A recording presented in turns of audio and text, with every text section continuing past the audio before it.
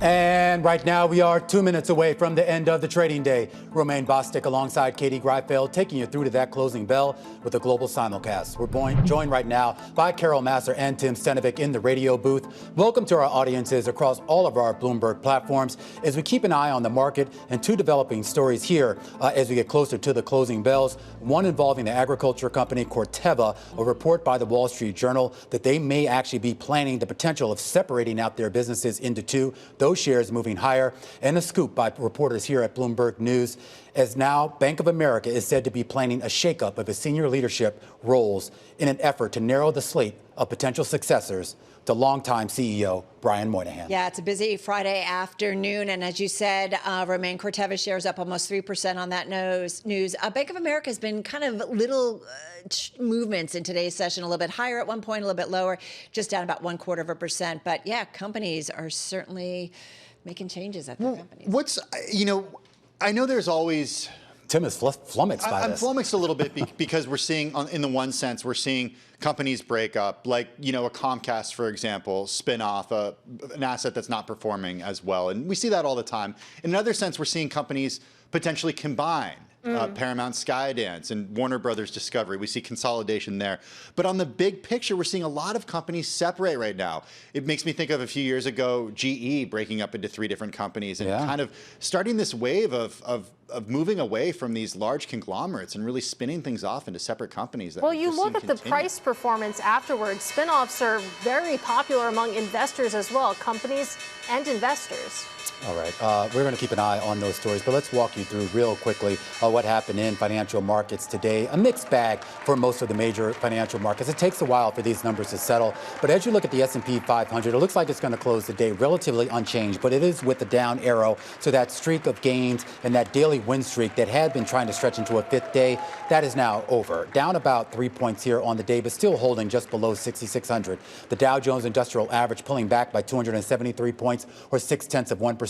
But the NASDAQ, both the composite and the NASDAQ 100 higher on the day. And we should point out for the NASDAQ 100, this is actually, I believe, going to be the 8th straight day of gains that we're seeing for the NASDAQ 100 and the 3rd straight day of record highs. The Russell 2000, though, it's sitting this one out in a big way, down 25 points or 1%. Yeah, really defining, I feel like, tone to the market this week. If you look at the major averages and what we've seen. But I'm looking at what happened today, and it felt like investors taking a bit of a breather. 385 names in the S&P 500, Katie, lower in today's session, 116 to the upside. Well, let's talk to the circle about it and see what the colors show. You can see that there is kind of an even split when you look at it that way, but on the absolute sector level, you had 4 in the green, 7 in the red. What did do well today, as you can see, technology, that was reflected in the NASDAQ 100 as well. Utilities also having a good day, but then you take a look at what didn't do too hot. Healthcare, materials, industrials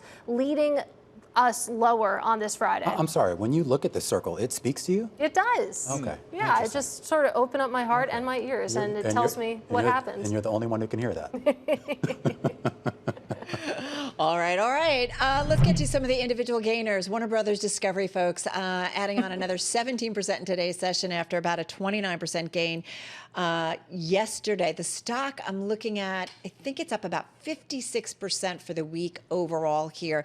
And again, this is just building on, since we've got that report that Paramount Skydance, the Hollywood studio taken over by independent filmmaker David Ellison, has said or is said to be preparing a bid for the company, according to those in the know. So this stock, I think, your number one gainer in both the S&P 500, NASDAQ 100. I find this fascinating, though. I mean, the run up. I mean, you mentioned the 50, it's like 56% jump, but the idea is that you're basically saying that the combination, or more importantly, the premium that they would pay, investors think, is going to be about 56% more than what it was earlier this week? It's pretty amazing. I don't know. I still think, right, you'd buy something and then sell off some parts. It is a gamble, right? Especially in this environment where you see how do you have CNN such a crowded space. CNN and CBS coexisting?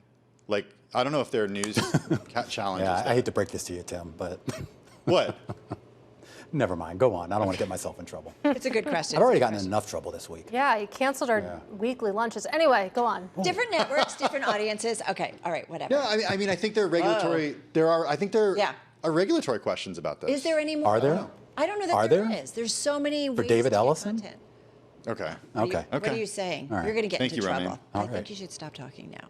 All right. I don't want you to get into trouble. All right. Tesla, also an outperformer and a top gainer in some of the major equity averages today, up about 7.4%. Investors definitely watching to see how quickly the company can expand its robo-taxi service to other states after it launched in Austin in June to a small group of users. And I got to point out, if you haven't watched it, you should definitely check out the B-Tech team's interview with the chair of the Tesla board, Robin Denholm. They talk succession, the massive pay package. Basically, they're all in on Elon continuing to run this company through what they say kind of our disruptive times. So I think that's an interesting one. Micron Technology, I might have been a record close today, so forgive me for not getting that in place, but it's up. Do you not check this stuff before you come on? You know, I get a lot of, I don't know about you, but I don't have minions like helping me do stuff.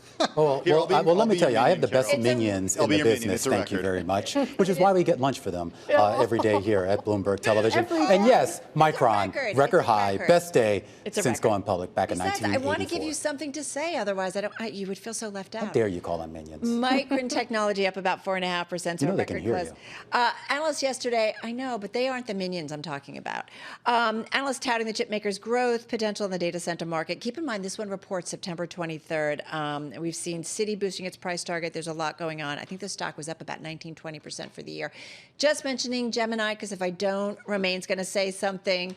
It is up an IPO, another one in the crypto space, up 14% here at the close, and Corteva, because we just talked about up about 1.8% on that Wall Street Journal report that maybe that it could separate into two separate companies. Can I just also honorable mention, I know Tim has to get to his decliners, but BlackRock Coffee, you missed it.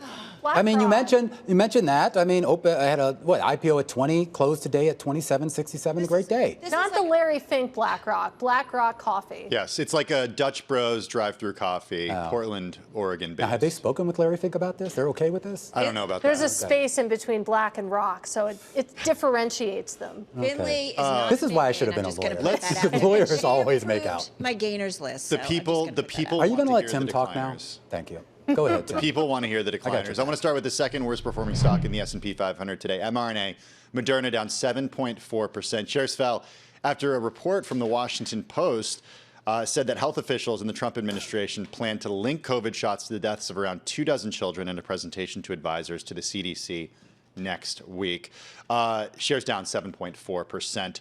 RH ended up falling 4.6% in today's trade. The company did cut its revenue forecast for the full year. The effect of tariffs, the delay of its seasonal catalog. Gary Friedman, who has been outspoken about tariffs over the last few months, told analysts that the industry needs to offer discounts to stay afloat due to the weak housing market. Yeah? Was that his full quote? No, that wasn't his full quote. God forbid they throw another tariff on furniture, Friedman said on Thursday night. Someone has got to come talk to us, talk to me, call me. I'll run the biggest luxury home brand in the world. That was verbatim? That was verbatim, yeah. I love that energy. Yeah. Shares fell, once again, 4.6%. And finally, a check on Open Door after the week that was. Shares up 80% yesterday, fallen a little bit today, down 14%. Still the most actively traded stock in the index. The excitement around the company, or at least the trading around the company, continues. All right, let's take a quick look at yields here. It was an interesting week for yields because we talk about the idea of the trend line sort of reversing just a little bit. Long-term yields lower for a second straight week to the lowest level since April. And then we should point out the short-term yields rising for the first time in 5. Now, overall, what you're looking at there on your screen are the daily moves, and they all are higher. And that, of course, is the setup, Carol, as we head into the Fed's two-day policy meeting that starts on Tuesday. Oh, we have no time for chats, huh? No time for chat. What did you want to chat? We chatted already, Carol, about your gainers. There's so much more to say, though, you know? I'm so sorry.